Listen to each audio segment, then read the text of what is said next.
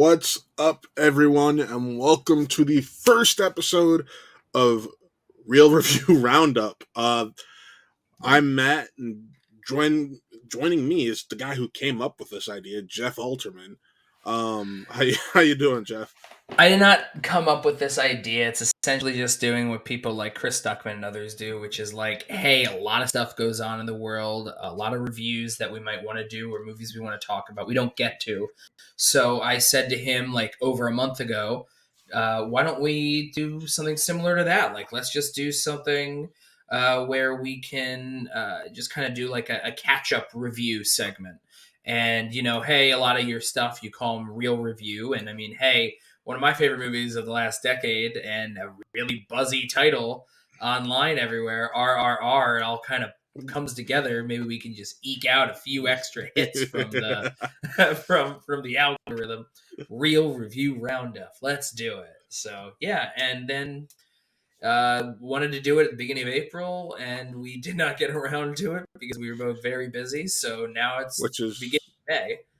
And yep. as a result, we're catching up on 4 months worth of movies, and we still haven't hit there are many movies that we're going to hit because I watched a lot more than Matt did that hasn't been reviewed. But hopefully, the plan is in the future that it won't be nearly as long as this one, which is we might catch up on a few more from past months in the future. But this is this is a test out to see. Hopefully, we can do it monthly. That would be the plan. It would also keep it shorter.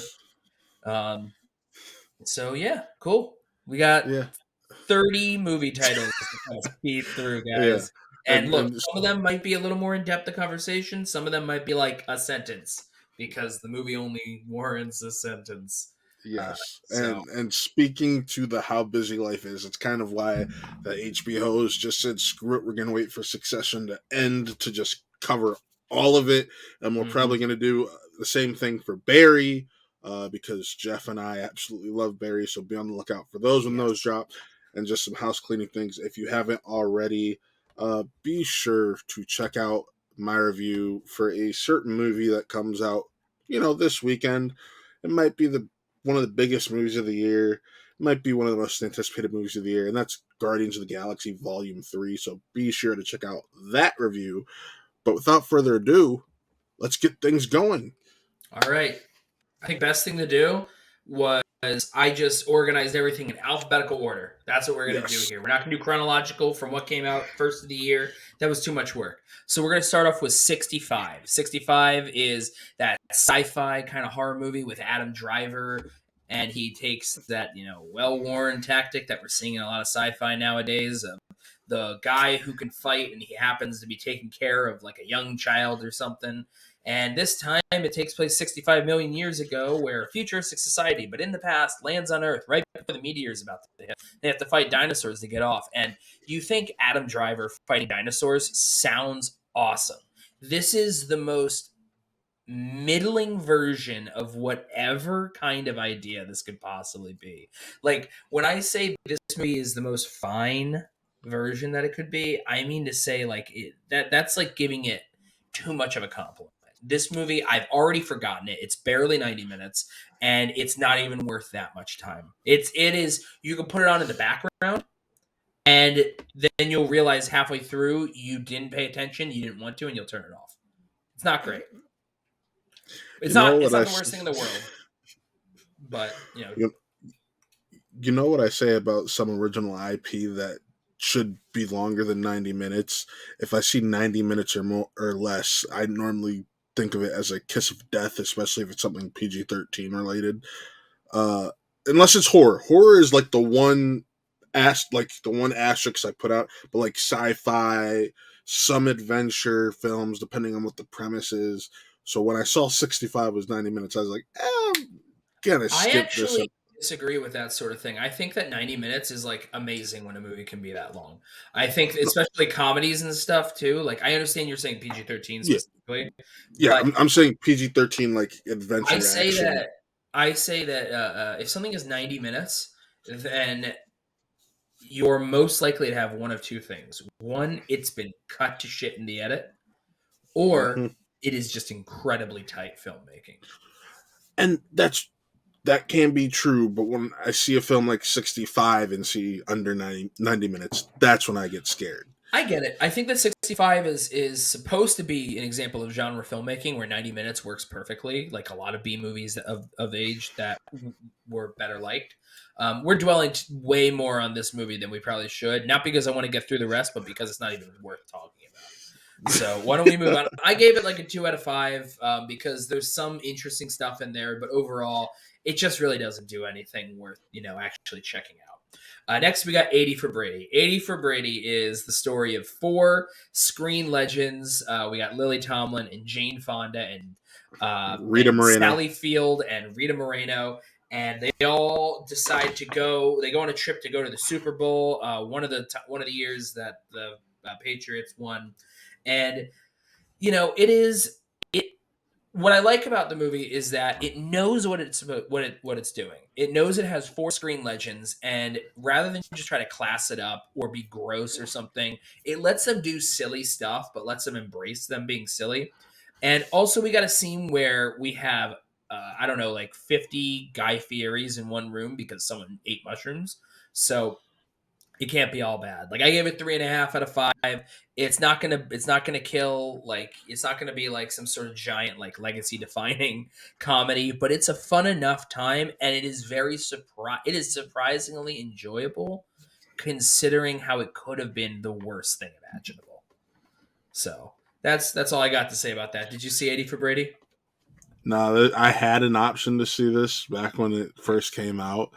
And this is, keep in mind, this is January, and January is notoriously known for being a horrible month for film.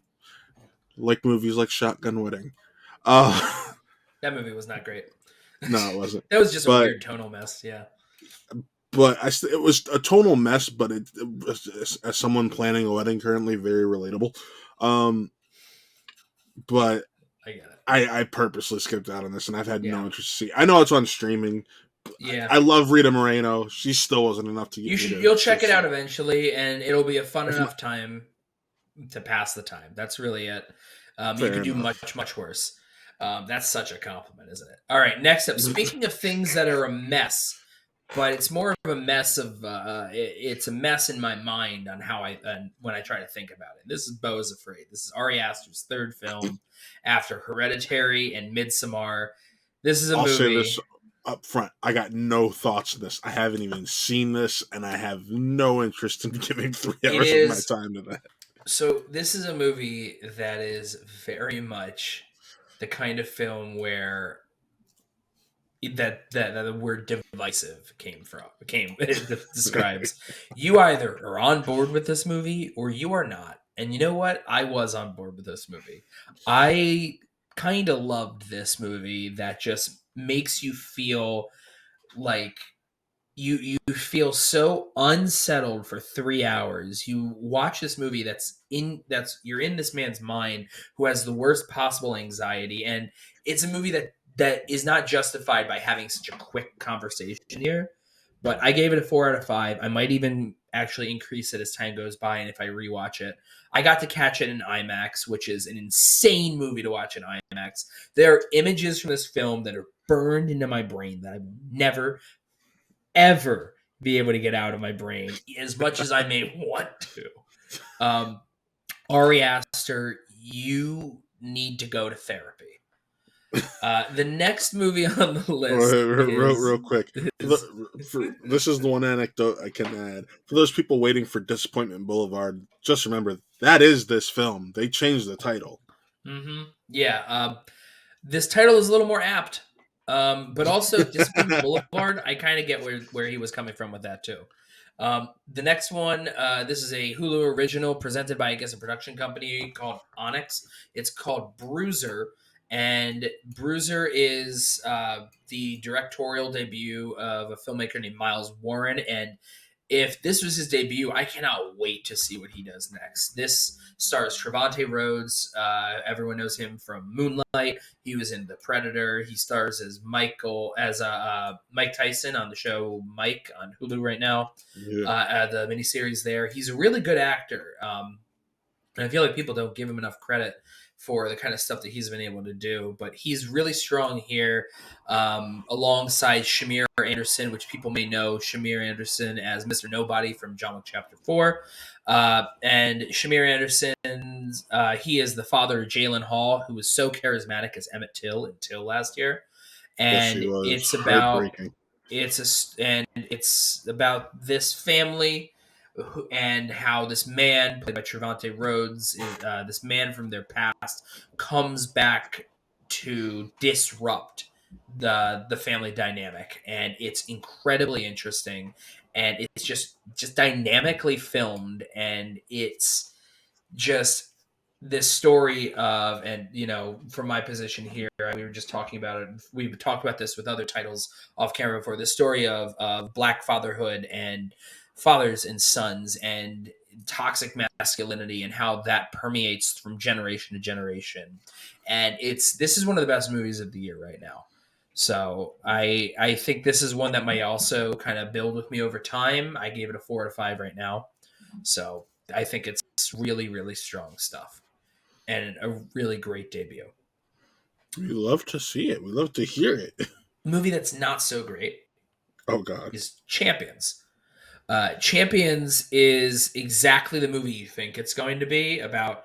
Oh, well, it's the cantankerous coach who just who has to end up bonding with his team of misfits for them to be able to go and maybe win the big game. It has some interesting stuff. It has some heartwarming stuff that is designed to pull on the heartstrings, and it does mildly successful. It's not a bad movie. It's just not great. It's like a very middling version of what this could be. However, unlike 65 being a middling version of what that could be, this one's still, because of what it can be and what it is still Works. entertaining enough. Woody Harrelson's kind of obnoxious though. Like he's not likable enough to want to follow as much. But it's actually the sports team, the basketball players that he's coaching that are the reason why you actually want to stick around. They're all really fun and they make the most of their time on the screen. So I gotta ask, was there Jeffy Loves Apples moments? There were definitely some things like that in the movie. Let me just see here. Yeah, I gave that a 2.5 out of 5. And so it's not quite up there to like a fresh for me, but after that we got Chupa. Chupa, which is an interesting name. It's short for Chupacabra. It is directed by Jonas Cuarón, son of Alfonso Cuarón. This stars Damien Bashir and Christian Slater, and this is actually, it's pretty light, but it's a very sweet little film about a young boy who needs to get in touch with his heritage. He lives in Kansas City, but his family is Mexican, so he gets sent to stay with his grandfather and his cousins in Mexico for a vacation. And while he's there, he happens to meet a chupacabra who is much friendlier than you might imagine. And it's surprisingly sweet. There's some, the effects are very iffy. It's a Netflix film, and it's not going to stay with you. But 3 out of 5, easy watch, enjoyable enough. Nice little twist on the boy and his dog, in a way. So, Ghosted. Have you heard of Ghosted? I've heard of Ghosted. I have heard very mixed things about Ghosted. Mixed is mixed. By mixed, you mean to say just who hates it more? Because Yes. Ghosted absolutely, unequivocally sucks. Ghosted for me right now is the worst film this year. And Wow. It bugs me because Chris Evans is so charismatic and Ana de Armas is so charming, and they have great chemistry together with very different kinds of characters in Knives Out. And Dexter Fletcher, the director, is such a fun filmmaker when it comes to stuff like Rocket Man and Eddie the Eagle. And the writers of the film are actually, let me see who we got here again. Because we have Rhett Reese and Paul Wernick. They're the Deadpool writers. They wrote the Zombieland movies, but they also wrote stuff like Six Underground and Life. So they're not perfect. And then we got McKenna and Summers. They were some of the writers on all 3 of the MCU Spider-Man movies. They also wrote one of the Jumanji movies, Ant-Man and the Wasp. They co-wrote the Lego Batman movie. But together, a guy we know, Lon Harris, he coined the genre Red Notice. This movie is the closest thing we have to another Red Notice. This is a Red Notice. And due to that, it is terrible. It's very bad. It's very, very, very bad. Unlike How to Blow Up a Pipeline, which is a title that has been sent to the FBI as a film that is allegedly something that can actually teach you how to do terrorism. It is a. Real quick, Yeah. before you dive into this movie, I do want to give a shout out to my friend Ali Swift, who was the key makeup artist on this film. It is nice when you have a friend working on films and in this industry. So shout out to Ali. I want to hear about this movie. Go ahead, Geoff. It's really strong. It's one of the best movies of the year. I have it at a 4 out of 5 right now, just because I need to sit with it a little more. It's incredibly tense. I saw someone describe it as if an Uncut Gems style Ocean's 11, which kind of makes sense because of like just the tension of this film about a group of wannabe eco terrorists and their plans and actions and step by step way that they come together to uh, want to blow up a pipeline. And it has messages that you understand and make sense. You're not necessarily supposed to be completely supportive of them. You're just supposed to understand their position. And for some of the characters, you don't actually get that much information. You just kind of see them as people that want to do this thing. And I wish that we got to know some of those characters a little more. But other ones we get to know well enough. And all the actors like Sasha Lane from American Honey and Lucas Gage from The White Lotus. These guys they're all good actors doing good work, but it's really Daniel Goldhaber who surprised us on Netflix a couple years ago with Cam, doing a completely different kind of movie here, and I can't wait to see what he does next. I can't wait to see what everyone involved in this movie does next. This is a great movie.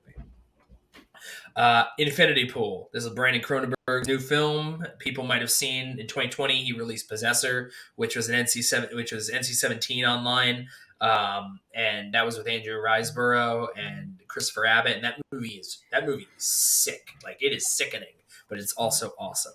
Infinity Pool, not quite as awesome, but it's still like a really sick movie that has a solid Alexander Skarsgård performance and another great performance by Mia Goth as another incredibly unhinged woman in the middle of a crazy story.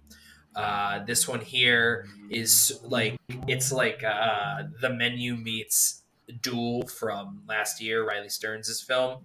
It's another Eat the Rich film, but it's Eat the Rich if where the rich get to they're visiting a island where if you commit crimes and you can either be put to death if you're caught, or you could pay a lot of money to the island for them to clone you, and then you have to watch your clone be killed in your place, and you can continue living your life and doing more stuff.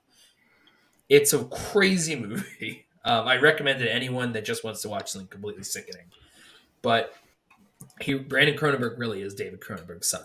So that's like a 3.5 out of 5 for me. I wish it was a little deeper.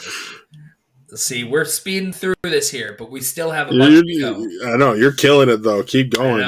I know. Right. Thank you, co-host. I really enjoy your input. Linoleum. Right. To be fair, you're way more caught up than I am. That's I know, the right? only reason. I haven't watched like half as many movies as I watched up to this point last year. Yes. Linoleum. This is a really small, really intriguing indie that stars Jim Gaffigan and Rhea Seehorn, and it's really hard to quantify this film because it's not so much. It's not a linear film, but it's really hard to describe this film without completely spoiling it. Suffice it to say that it's a movie that when it ended, I wasn't sure how I felt about it, or even if I necessarily understood it. And then I read like the plot synopsis, the summaries of it, and I let it sit with me. And weeks after seeing it, the ending has really, really stuck with me in a way that I'm just surprised by. I didn't expect it to sit with me as much as it did.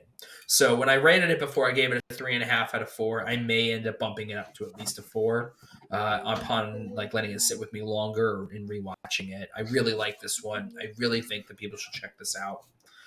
Then we got Magic Mike's Last Dance. Listen, we got a new Steven Soderbergh film. Steven Soderbergh is one of my favorite filmmakers, and the Magic Mike films are the most bizarre films to become a trilogy. The first film is this where they pull you in, making it seem like it's a sexy film, but really It's not. it's It's a it's a drama.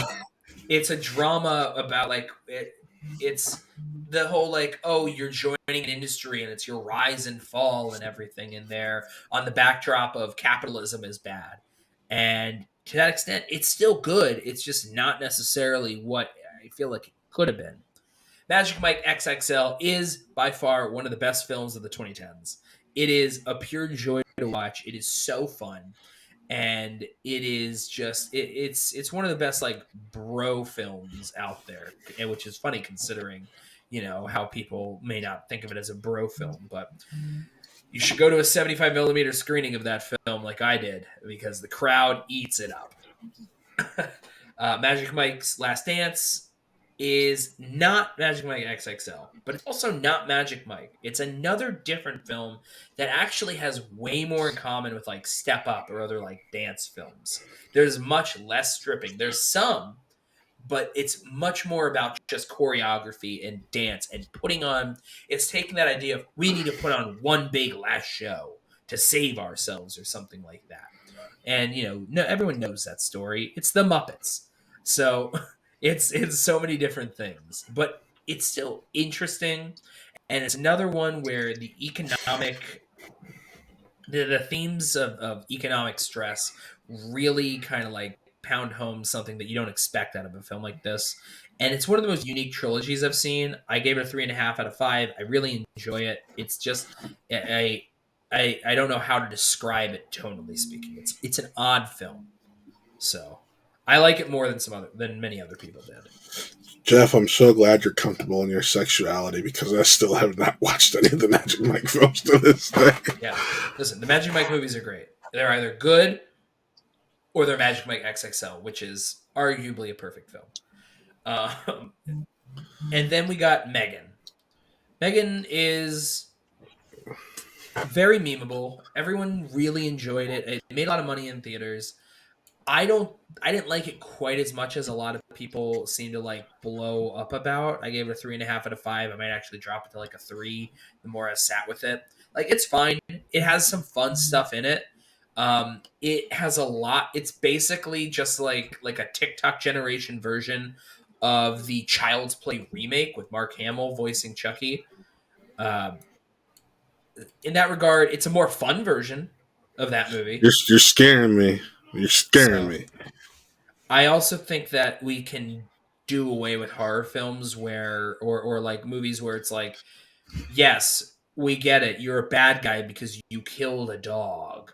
Like we don't need to see that every time now. I think that if your story can work without it, then don't do it. All right? Like John Wick is very different. That was a catalyst for a whole lot of stuff. That's very different. So This is true. Megan's fine. Megan's okay. Missing, which is the spiritual successor, sort of takes place in the same world as Searching. This stars Storm Reed this time around rather than the parent searching for the kid. It's the kid searching for the parent. And this movie has one too many twists in it. It's almost too twisty for its own good. But That it's sounds a lot like so Search. yeah, but Searching works, I think. Searching Better. works. Searching works. I love Searching. This movie still works. I just think that overall it's still just a little too twisty. But it's just the format, the screenlight format, it works so well in that format still. It's edited so well. The way they're able to incorporate all this stuff. It's just another ingeniously formatted film. And that and Storm Reed's performance really kind of helped like kick it up a notch. So I got that at a 3.5 out of 5. And I would still watch another film in this format that's taking this sort of stuff. Murder Mystery 2. It's a movie that exists. 2 out of 5. Operation Fortune, Ruse de Guerre. This is a movie that was supposed to come out like right before Ukraine was invaded, and then something happened in Europe and Asia, and you can check the news for that because there's a lot of weird stuff in this movie. It doesn't all totally work, but there's a lot of fun stuff in it. So, I mean, it's not the worst movie of the year. It's not the best.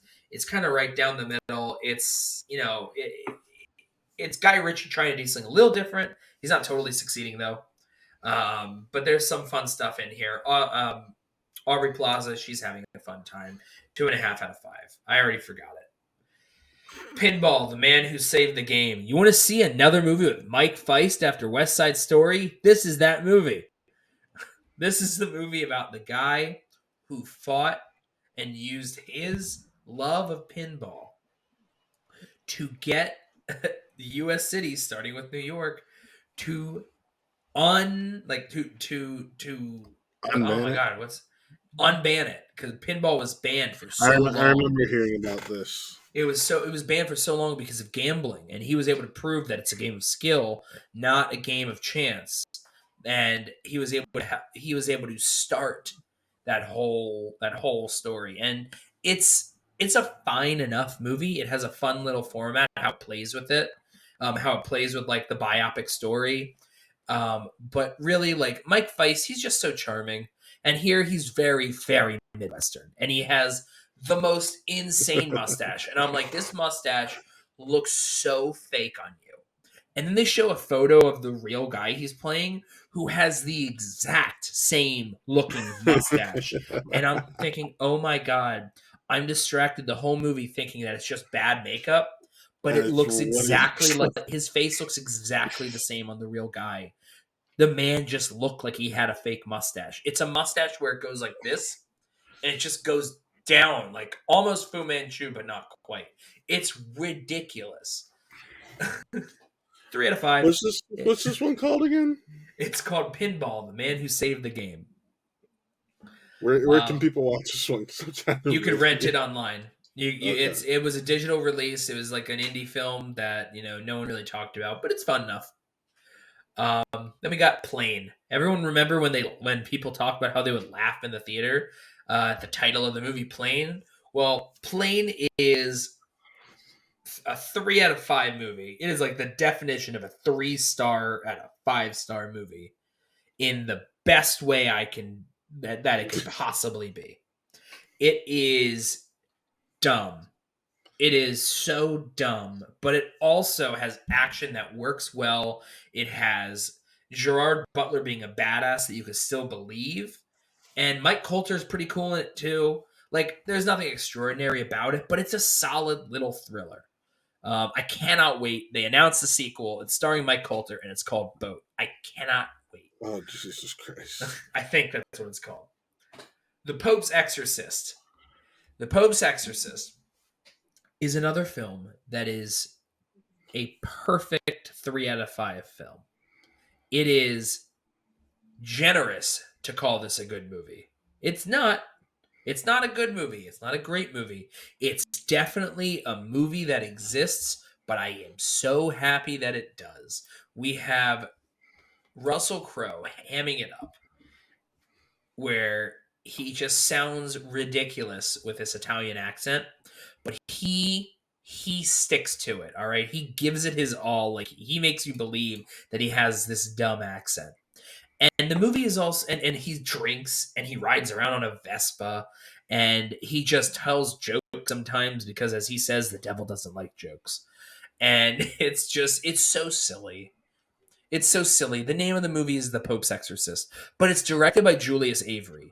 And I think that Julius Avery did a really interesting job with Samaritan, which I didn't love Samaritan, but once again, I really liked what Julius Avery brought to the table as director.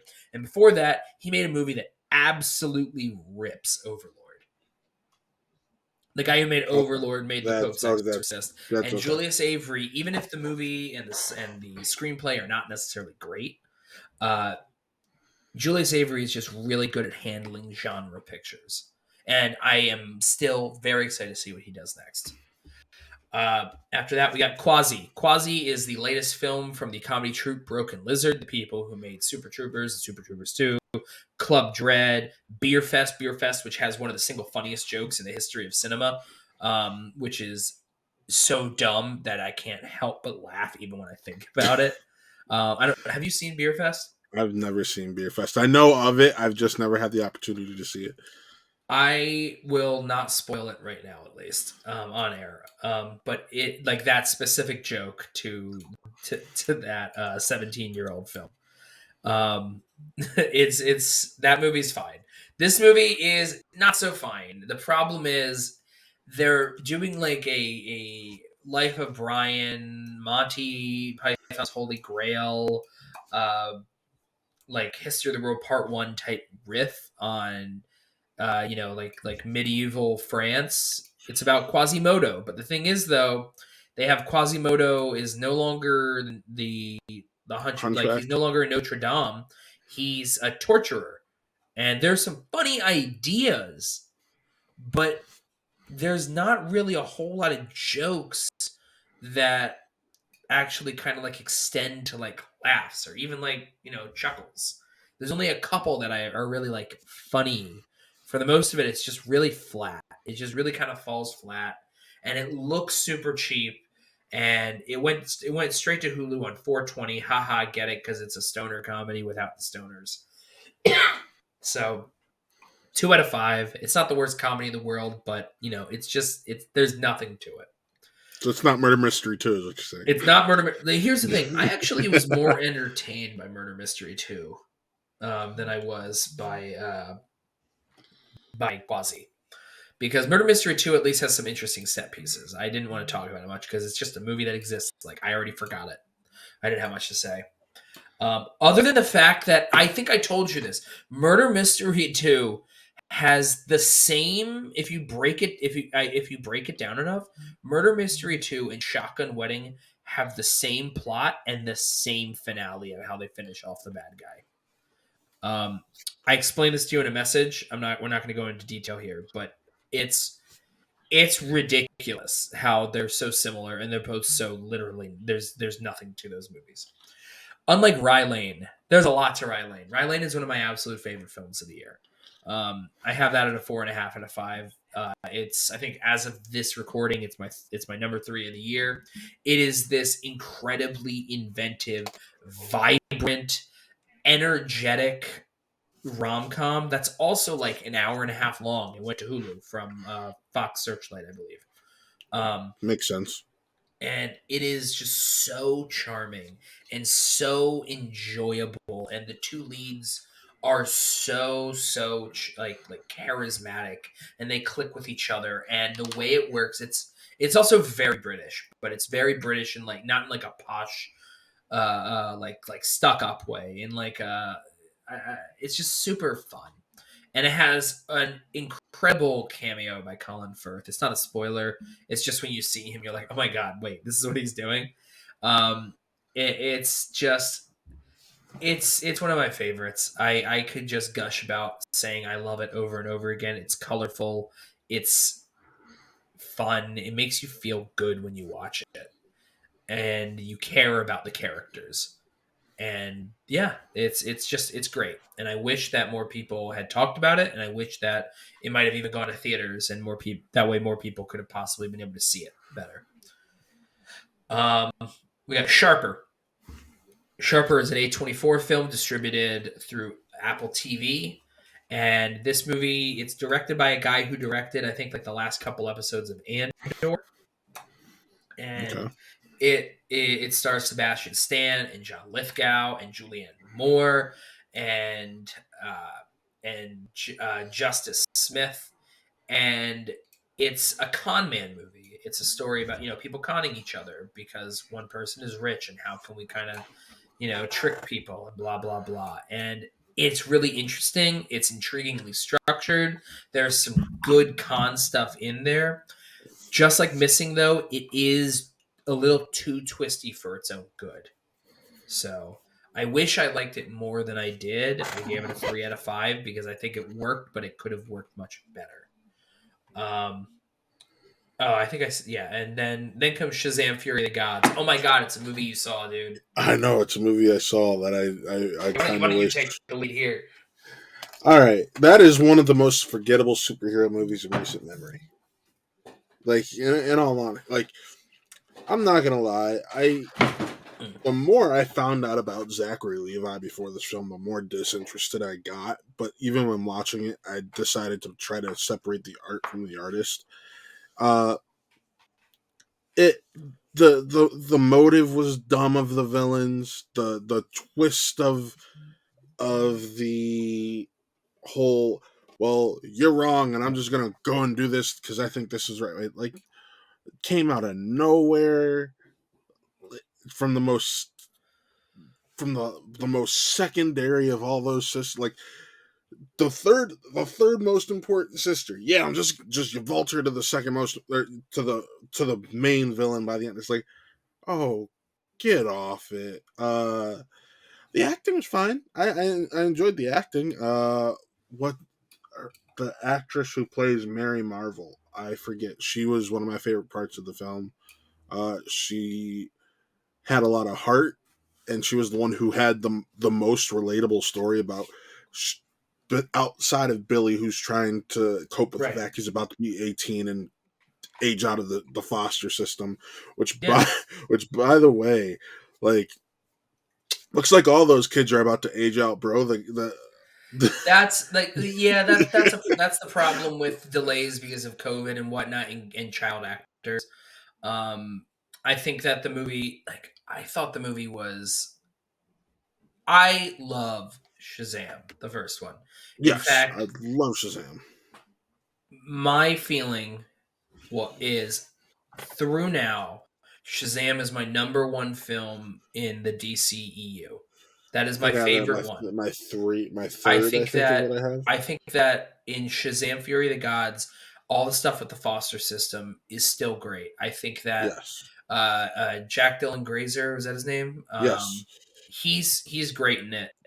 I think that there's a lot of good stuff in here.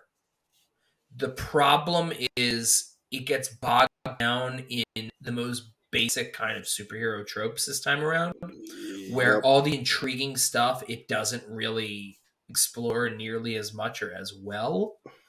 Um, I wish it did, and I think that I loved Zachary Levi in the first film, and this film he is nothing like Asher Angel's performance. They're not even the same person, No, which and is a Zachary problem. Levi is the majority of the film. Like, you barely get to see any Asher Angel. You That was one get of my yeah, biggest you issues. get very few scenes with Asher Angel, and I just there was the effects were kind of iffy. The end of the movie feels like a weird cop out thing, and it's just there's a lot of issues that I don't. It feels like studio interference in there. It's very obvious that David S. Sandberg is a talented filmmaker, and I'm Yes. still really excited for whatever he did. There's stuff in this movie I liked. He's able to handle a lot of it well.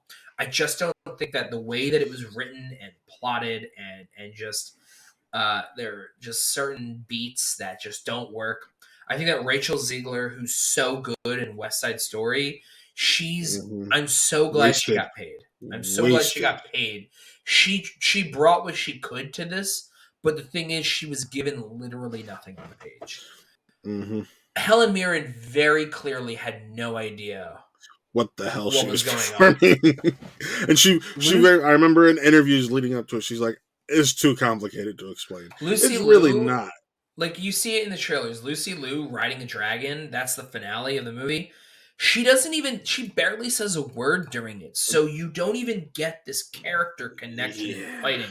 Like there's some interesting stuff, but it doesn't come together enough. I gave it 2.5 out of 5. I didn't hate it. I I just think I'd find it land at it too. right in the middle. Yeah. Like, and The first one for me is a 4 out of 5. yes, I do basically love Sandberg's "fu" at the end with the second post credit sequence, which was a follow up to Yes. the post credit sequence in the first film, where it's like, Mhm. that slug. I forget the character's name. I'm sorry, Yeah, the slug, Pat. whatever it was, and it'll just. Oh It was yeah, no wait, Doctor hold on. There's one Savannah. more thing. No, there isn't. Not anymore. Not after this movie barely made more than the first movie's Right. opening weekend. Yeah. So yeah, But very I think part of that had to do with all the pushback, and then by the time it got out and everything, and people found out they didn't like Zachary Levi as much anymore because he isn't. well. At least later this year on Netflix, there is a new Chicken Run film that is a prequel. Chicken Run, Dawn of the Egg, I believe it's what it's Dawn of the called. Nugget. Dawn of It's a the sequel. Nugget. It is a sequel. It No, is a it's a sequel. prequel. That's what they I, said. I read it was a sequel. I read it was a prequel. Anyways, that's for another time. But I just think good for them. They got rid of problematic actor Mel Gibson and replaced him with a younger version voiced by Zachary Levi. So, anyways, next movie, Sick. Sick is a Peacock original co-written by Kevin Williamson. Kevin Williamson, of course, he is a god of sorts to the slasher genre because he is the man who wrote Scream. He wrote Scream and Scream 2, and he had Scream 3 wrestled away from him, and Scream 4 was rewritten from his script. He's an executive producer on the newer Scream films as well. He's been a part of some other stuff.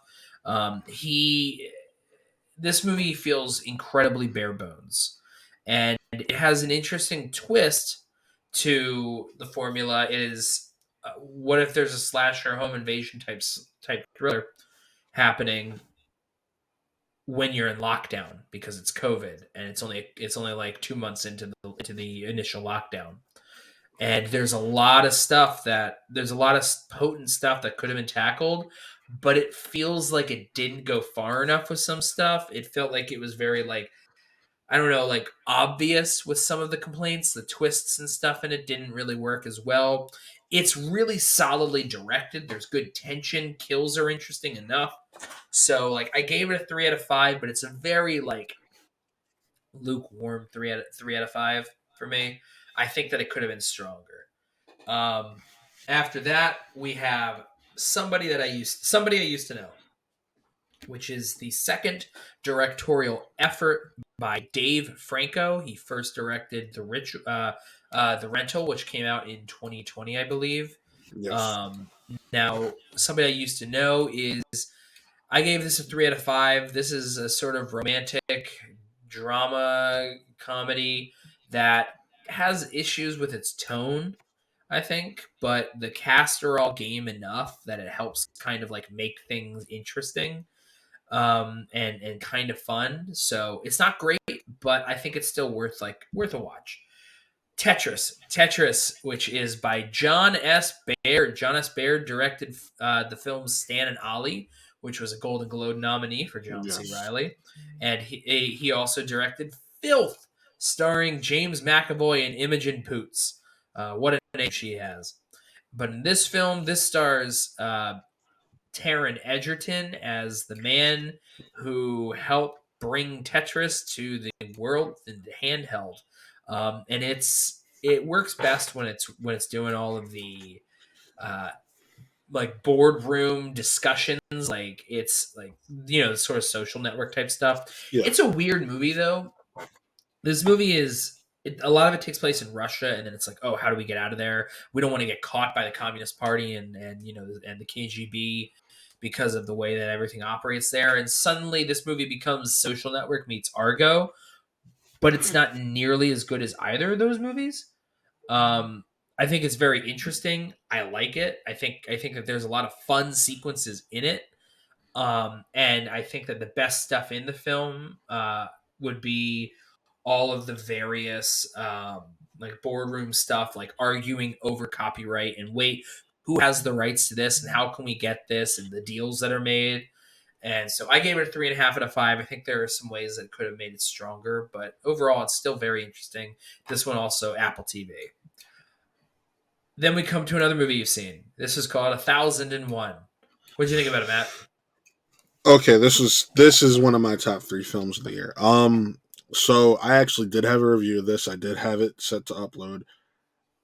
I just forgot. I shouldn't say I had it set to upload. I uploaded it and forgot to set a time and left it on private. And by the time I realized it, the film had already come out. So I said, you know what? I'm just not. If unless I can get my review out before it comes out, I don't. It's just one of those things where I feel like if I'm having the reviews out ahead of time, it lends more credibility to the fact that I've seen it and it's not just a fan doing a review. You know what I mean? Mm-hmm. So, 1001, as someone, Tiana Taylor, she is mostly known as a singer. As someone who had never seen her act a lick in her life, I was incredibly shocked by how nuanced and just strong of a performance she is able to give. Um, this is a really good story about essentially trying to break the system, trying to make sure the next generation is able to do better for themselves, and how the older generation can help by doing so when it's just even if it may not be the best way. Um, but I loved it. I loved how you got to see how her and her family evolved over along with the city of New York and the different periods of time, and just beautiful storytelling and just a nice way to encapsulate how broken the foster system is, I guess is a way to put it. So All right, cool. What's your star rating for it? I'm pretty sure I gave it a 4 out of 5. It was either All a right, four out cool. of five or a 5 out of 5. All right. So for me, I like the film as well. I don't like it quite as much as you do. I think that the middle section of the film, it kind of sags a little. There's some pacing issues there, and I think that the third act, while there are some interesting plot developments, I think that it leans a little too far into melodrama. So I think that there are ways that it could have been written a little better there. I think that the potency of its focus on the themes really comes through, and more than like any other reason to see this movie, it's Tiana Taylor. She's outstanding in the film. That this is the reason to watch the movie. So I gave it a 3.5 out of 5. I wish I liked it more, but it's still really solid, and she's outstanding in it. So that's Yes. all. That's all I really have to say. We are almost done, Matt. Yes. But you know what else we have? A Ghost. We have a Ghost. This is the movie from Oh, Christopher Landon. His last few films that he made were Happy Death Day to You, what and happened to you, Mickey. Christopher? Did you Okay, watch this I movie? I tried twice. It's Uh, it's not good. it's so my issue is that it has so much stuff in it that could be good. Yes. That's my like right. I gave it a 2.5 out of 5. If I thought about it longer, I might drop it to a 2. But I think one of the biggest issues is that it has like 2 or 3 different movies it's trying to tell at the same time. It's okay, well, we have a ghost and he's friendly, and we want to be able to kind of help figure out what's going on with him and his story, and how can we do this so that way he can be released and move on to the afterlife. We also have a story of being able to the supernatural phenomenon and trying to utilize that for fame and money and stuff. And I think that it's just these two stories, when even though it feels like they could have worked somehow, there might have been a way. The way they're presented this time, like in this movie, they do not coalesce well enough to make it work. Um, it's also way too long. It's over 2 hours. This is a movie that should have been 90 minutes. We go back to that thing. This is Yeah. a movie that should have had a solid 30 minutes chopped off of it. Having said that, I remember what it was. The movie is a 2 out of 5 for me, but Jennifer Coolidge's one scene bumped it up a half star. Because Jennifer Coolidge is one of the funniest people on the planet, and she can literally make anything funny. And her presence is what made me like it more than I actually do. So I like her in it, and because she is a part of it, that bumped it up a bit for me. Okay. Which is why, for me, when I saw Shotgun Wedding, I gave that a 2 out of 5. That I movie think I would gave be it like two a and a star half. out of half. That movie would be a star and a half probably. But Jennifer Coolidge is in that movie, and every line she Yes. says is a riot. She steals So every scene she's in. every scene she's in. Uh, so we are down to we got 2 more movies. One of these I saw and you didn't. The other one I saw and you saw part of. One of them. This is the directorial debut of Jesse Eisenberg, an A24 film called When You Finish Saving the World. It stars Finn Wolfhard and Julianne Moore, Yes. and it is insufferable. I think that there are some interesting things that it wants to say, but I think that the characters are so unlikable that we aren't able to even get through that to want to care about the issues going on with them. I think that there are plenty of movies and shows and stories that we all like where all the characters are unlikable or most of them are unlikable or something like that. We love Succession. Those people are all scumbags, right? Yes. Breaking But Bad. for Oh my some reason god. We you love can't Breaking look Bad, but away. those people are terrible. Like they're all bad people. When you finish saving the world, these people are it's irritating. It's annoying to watch. That's the So best way to are describe they it. like Henry from the Book of Henry level? Okay, first of all, Book of Henry is a masterpiece. Of Okay, poor cinema. it is a masterpiece. I'm sorry. Shoot, I meant to say disaster piece. I love Book of Henry. No, this is not Book of Henry. Okay, this movie it's just annoying. The movie is just the you were movie. talking about the character, so I had to ask because when I Yeah, think of this is. annoying, it's I know this Henry. is one of those things where oh look at that, someone got a chance to write and direct their first film. Oh man, they're gonna make it super indie, and they're gonna think that they're so deep, but they're not. It's one of those movies. I don't like it. It's a 2 out of 5 because it has enough like there's promise for Jesse Eisenberg in some of the ways that he kind of crafts the film, but overall the movie itself, the story, not a fan of that. And we're finally down to the end. Are we going to be able to wrap this up in less than an hour? Let's find Yes. out. Um, this movie here, you saw part of it, at least. You've tried a few different times to watch it. 5 times I've tried to watch it. I watched it in one. I watched this movie in one go. I don't ever need to watch it again. This movie, another 2 out of 5 because there's a couple funny moments in it. This is You People, starring Jonah Hill and Eddie Murphy, and it is I think written by as well, but definitely directed by Kenya Barris. And Yep. look, I never watched Blackish. I never watched any of the issues. Any of And the I issues. have. I've seen all 3 of them. How do you feel So about the shows? Blackish is a masterpiece. Grownish is one of the best coming of age television shows we've had in the last 20 years. And Mixedish was a little set behind, like, you knew it had the Were biggest you a chance to little fail. mixed ish on it? No, I actually really like Okay. Mixedish. I was just saying, you knew it had the chance to fail because it is a period piece to a certain degree because it does take place in Right. 70s, 80s.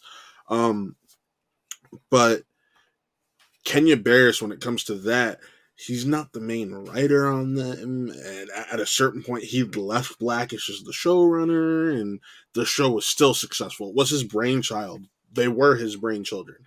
But it was other people But that they did the grew. work. Exactly. Kenya Barris co-wrote or wrote Girls Trip, and that movie's great. And every movie that he's made since has not been great. The best one since is one that most people actually still don't like, which is Coming to America.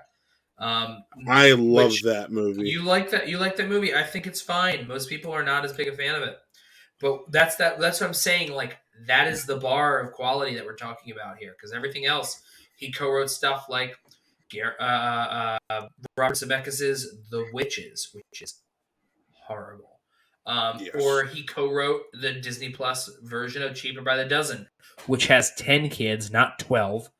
And then what else is there? Uh, he wrote and directed this movie. He wrote this movie with Jonah Hill.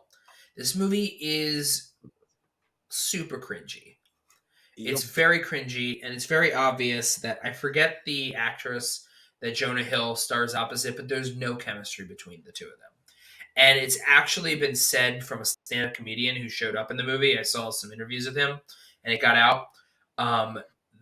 At the very end, when they finally get married, spoiler alert for a movie about people that get engaged, Yep.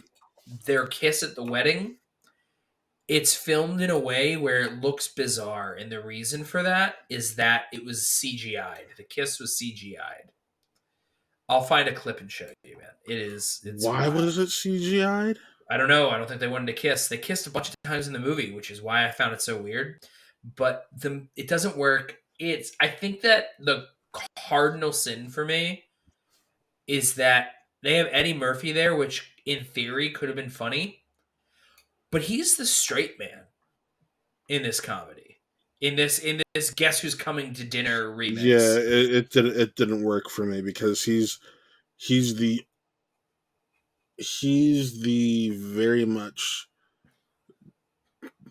black people need to be dating black people, black person. That's not something that fits Eddie as someone who's No. had it's well known he has mixed children. He has been a very much proponent of just having mixed relationships in films if need be. Like it didn't it just felt weird and off and It didn't was fit. weird. Like, I get it. It could have been, he brought enough to the role, but what was on paper didn't work.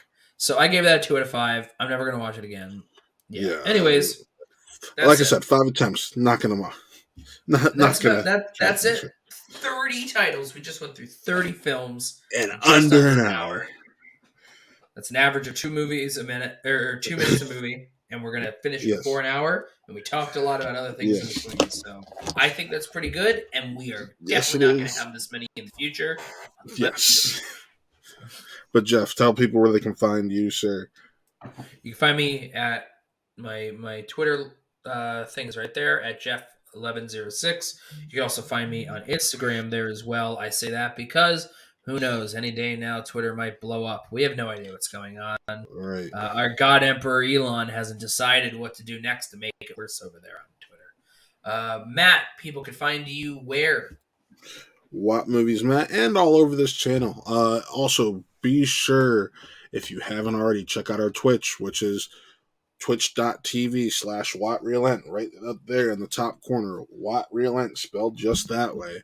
And also, if you don't watch live on Twitch, go look up Watt Gaming on YouTube. That's where our VODs go. Taylor runs that channel, and I really have enjoyed just the Twitch gaming and putting our VODs up there. It's been fun and get a little bit of interaction that you love.